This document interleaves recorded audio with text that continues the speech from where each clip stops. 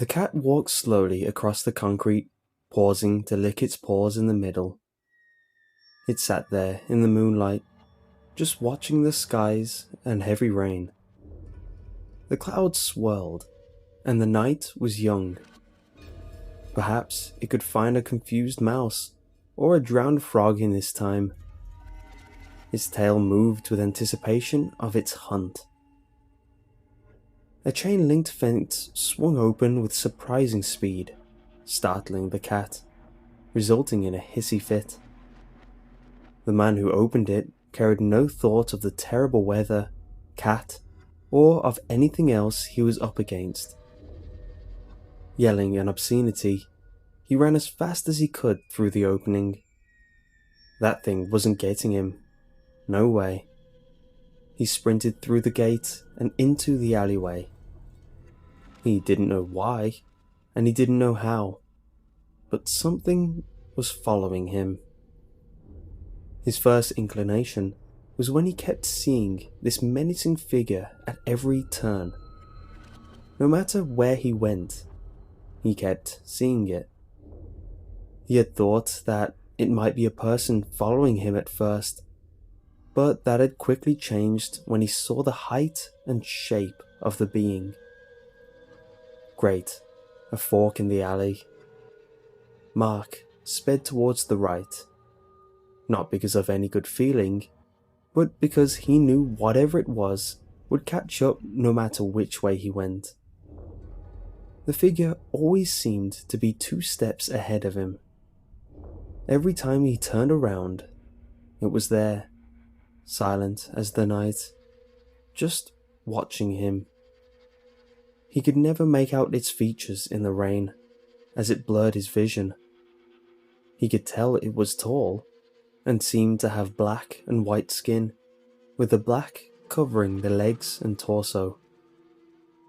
He had figured, since it didn't move when it was being watched, he could look at it and just keep it frozen. It worked, but when he stared at it, he felt sick, like something was clawing its way out of him. His worst memories resurfaced in his brain, among them an embarrassing date, a lost pet, his sister's funeral. He had turned away and crawled for a few seconds until he could stand up again. Then he ran far from the creature, the thing that, like his memories, he could not seem to escape.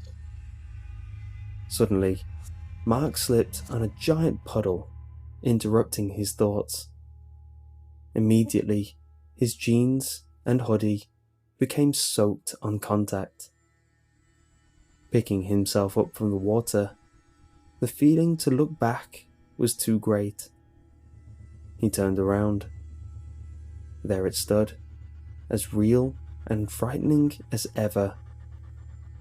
What really startled him was that it was closer because of his tumble, only a mere 20 feet away. Trying not to scream, in case that triggered a reaction from the creature, he spun around and ran. The rabbit may not know of the fox, but it will sense danger when it presents itself. This was not unlike the feeling that he felt right now. He didn't know what it was or why it wanted him, but he felt in his genetic memory that this thing was a great threat. If this thing was chasing him, it'd probably chase other people, which meant that nobody had gotten away from this thing ever, or else they didn't live long afterward to tell the tale. Mark ran out of the alleyway and into the street.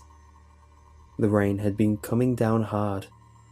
He knew that, but until now, he hadn't realized how much.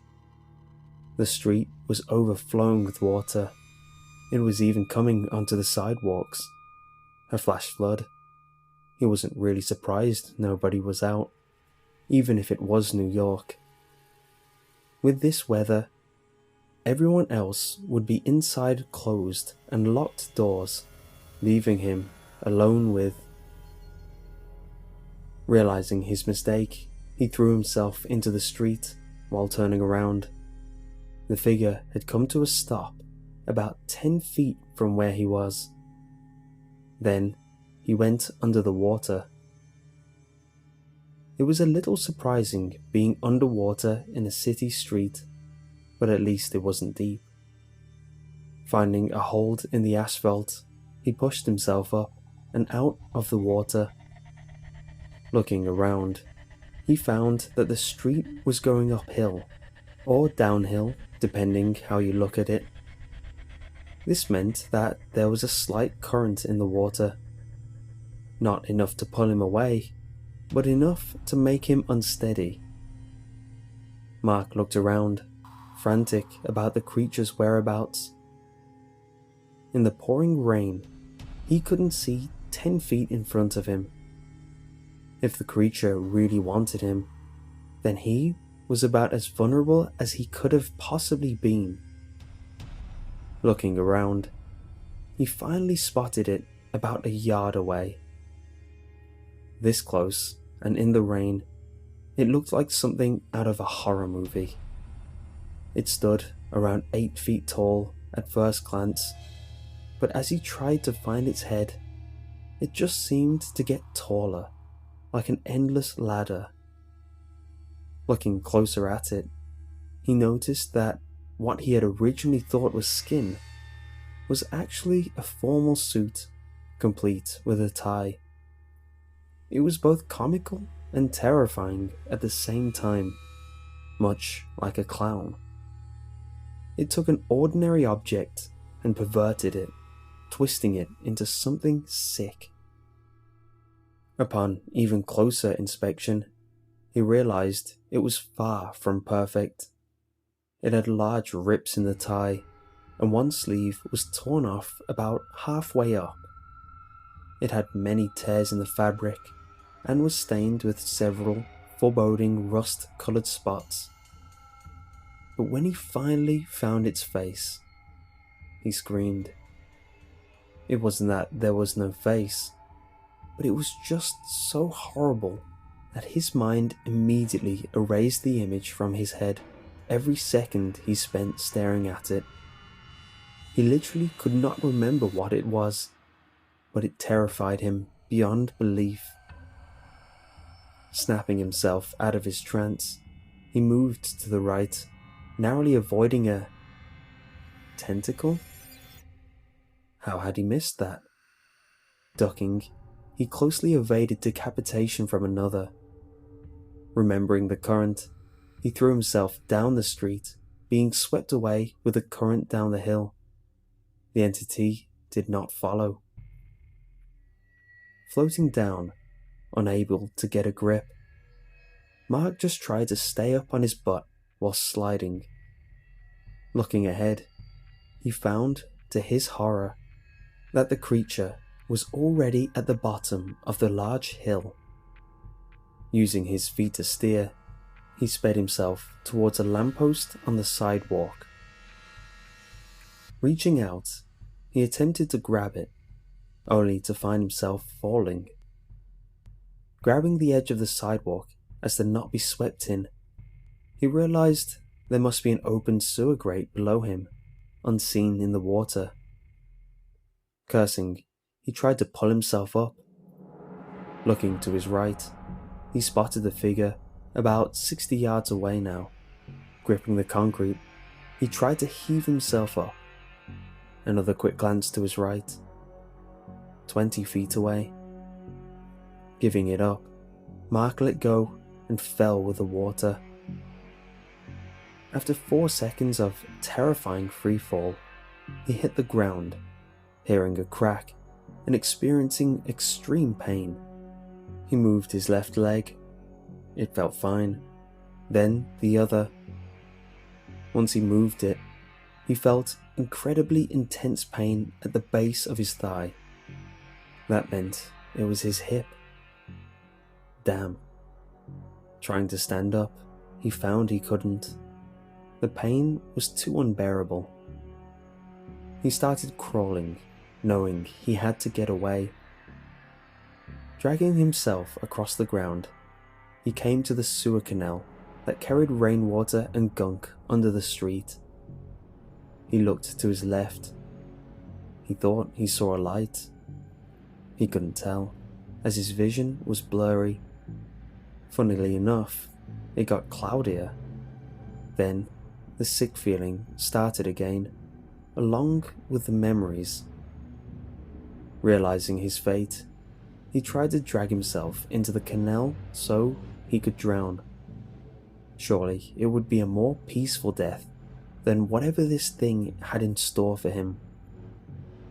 Right as his body fell in, he felt a tendril grab him by the ankle and lift him out of the water. Flipping him right side up, he hung there, looking at the creature for the first time, face to face. He was filled with unimaginable terror. Its body radiated evil, and he vomited from the sickness again and again. Then he felt two claw-like fingers lightly position themselves on his eyes. He tensed up, realizing what it was about to do.